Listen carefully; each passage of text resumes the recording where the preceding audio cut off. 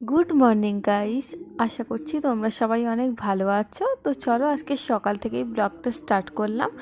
অনেক দিন ধরেই ফ্রিজে দেখছিলাম একটা গাজর পড়ে আছে, তো আজকে গাজরটা দেখে আমার হঠাৎ করে মাথায় এলো তাহলে গাজরের হালুয়া বানানো যাক।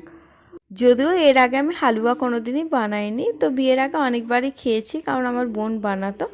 তো যাই হোক, আজকে ভাবলাম যখন হালুয়া খাবো ঠিক করেছি তখন হালুয়া বানাবোই, তাই জন্য ইউটিউব থেকে একটু ভিডিও দেখে নিলাম। দেখলাম বানানোটা খুব একটা শক্ত কোনো ব্যাপার না, তো সহজেই বানিয়ে ফেলা যাবে।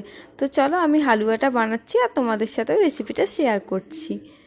আর আগেই তো বললাম আমার কাছে মাত্র একটা গাজরই আছে, তো এই একটা গাজর দিয়ে আমি আজকে হালুয়াটা বানাবো। তো আমি ফার্স্টে গাজরটা ধুয়ে ভালোভাবে সেটাকে গ্রেট করে নিলাম, আর গ্রেট করার পরেও আরেকবার ভালোভাবে ধুয়ে নিয়েছিলাম। আর তারপর কড়াইতে একটু ঘি গরম করে নিয়েছিলাম, তো তারপর ওতে গাজরটা দিয়ে ভালোভাবে নেড়ে চেড়ে হালকা করে একটু ভেজে নিয়ে তারপর ঢাকা দিয়ে রেখে দিলাম। তারপরে ঢাকনা খুলে এটার মধ্যে দুধ অ্যাড করে নিয়েছিলাম, তো এখানে 1 প্যাকেট মতো দুধ দিয়েছিলাম। আর তারপরে যখন দেখলাম গাজরটা মোটামুটি সেদ্ধ হয়ে এসেছে তখন এটার মধ্যে চিনি আর নুনও দিয়ে দিলাম। তারপর ঢাকা দিয়ে রেখে দিলাম, আর ততক্ষণে একটা মিক্সি জারের মধ্যে একটুখানি কাজু বাদাম আর কয়েকটা আমন্ড বাদাম একটুখানি গুঁড়ো করে নিয়েছিলাম, তো সেই গুঁড়োটাও ওটার মধ্যে মিশিয়ে দিলাম আর তার সাথে একটু এলাচও দিয়ে দিলাম। তো আরও কিছুক্ষণ নাড়াচাড়া করার পরেই দেখলাম আমার গাজরের হালুয়া একদম রেডি হয়ে গেছে। আর আজকে কিন্তু আমি ফার্স্ট টাইম বানালাম, কিন্তু ফার্স্ট টাইম বানালেও খেতে কিন্তু বেশ ভালোই হয়েছিল। আর তারপরেই চান টান করে খাওয়া দাওয়া করে একটুখানি ছাদে এলাম। আর আজকে সকাল থেকে ওয়েদারটা কিন্তু পুরোই মেঘলা ছিল। অবশেষে একটু রোদের দেখা পেলাম। তো সেই যে ঘুম থেকে উঠে সূর্যের মুখ দেখেছিলাম, তারপর থেকে সারাদিনে আজকে মেঘলা আকাশ। তো এখন এই বিকেলের দিকে একটু রোদের দেখা পেলাম।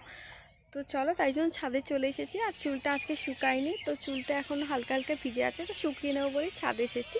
আর জামা কাপড়গুলোও দেখছি আজকে ভিজে আছে, তো যেগুলো সকাল সকাল কেচেছিলাম সেগুলো শুকিয়ে গেছে, আর যেগুলো একটু বেলার দিকে কেচেছিলাম সেগুলো কিন্তু এখনও শুকোয়নি। অন্য দিন হলে পিছন ফিরতে না ফিরতে জামা কাপড় একদম শুকিয়ে যায়।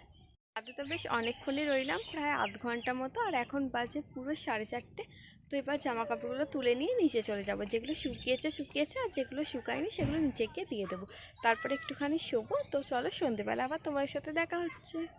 বাজে 6:10-15 মতো হবে, আর আমি এই ঘুম থেকে উঠলাম। আর পাখা চালিয়ে ঘুমাচ্ছিলাম বলে ঘুম থেকে উঠে প্রচণ্ড ঠান্ডা লাগছিল। তো অন্যদিন লাগে না, অন্যদিন পাখার হাওয়াটা বেশ ভালোই লাগে, কিন্তু আজকে ওয়েদারটাও ভালো নয় বলে আজকে বেশ ঠান্ডা ঠান্ডা লাগছিল। তো চলো এখন কিছু একটু খাবো। খেয়ে আজকে আমার ইচ্ছা আছে একটুখানি খিচুড়ি করার, তো চাল ডাল দুপুরবেলায় ভিজিয়ে রেখেছিলাম। তো চলো এখন আমি খিচুড়িটা রান্না করে নেবো। আর কি বলতো, হালুয়ার মতো খিচুড়িটাও কিন্তু আজকে জীবনে প্রথমবারই রান্না করছি। আর এরকম গোবিন্দভোগ চালের খিচুড়ি খেতে আমার কিন্তু বেশ ভালো লাগে, আর তার সাথে যদি একটু পায়েস হতো তাহলে তো পুরো জমেই যেত। কিন্তু পায়েস আজকে আর করা হয়নি, কারণ একসাথে কত কী করব। তো যাই হোক, খিচুড়িটা রান্না করার পরে তারপর ভাবলাম একটু ডিম ভাজা দিয়ে খিচুড়ি খাবো, কারণ শুধু খিচুড়ি খেতেও তো ভালো লাগে না, আর একটু ডিম দিয়ে খেলে খিচুড়িটা কিন্তু বেশ লাগে।